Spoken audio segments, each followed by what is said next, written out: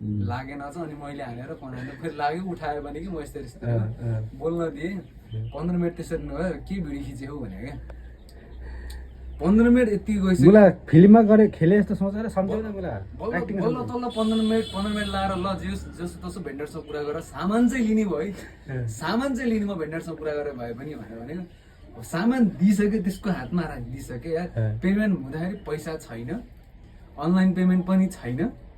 अनि उहाँ कसले हालिदिने हो त पैसा भन्दाखेरि बुढीले पठाइदिन्छ अरे ल बुढीलाई फोन हान्नु न त भन्यो बुढी कहाँ हिँड्नु भने त बुढी उहाँ बजारमा हिँड्ने दोकानमा हिँड्ने होइन ठिक छ क्युआर कोड पठाइदिउँ न क्युआर कोडबाट पठाइदिने भन्नु न त भन्यो बुढीलाई फोन हाने उसले होइन बुढीले फोन उठाइदिएन कि फेरि यस्तो झाट रहेछ नि त्यो फेरि लगातार फोन हाने होइन 4-5 चोटि उहाँ 6-7 चोटि नै हानिसक्यो उसले होइन बुढीले फोन उठाइदिए छैन म सामान लिएर म फेरि चलिदिन्छु जस्तो नि भयो मलाई होइन फेरि सब कुरा भेन्डरसँग कुरा भइसक्यो सब कुरा त मिलिसक्यो फेरि होइन एकछिन कुरो पैसा बरु कताबाट हुन्छ वरपरबाट भयो भने पैसा जुटाएर मलाई दिनुहोस् पछि मिलायो पैसा ल्यायो त्यसले अनि के भनेको भने म यहाँ पल्लो ठाउँतिर गएर सोधेर बुझेर आएर दिन्छु भने होइन ल हुन्छ भनेर 5 मिनट त्यही कुरो होइन त्यो यताउता बुझ्न गयो 5 मिनट पछि आएर त्यहाँ बुढीले पठाइदिन्छ अरे फेरि लास्टमा बुढीले पठाइदियो कि अरे आयो हेर्नु त अरे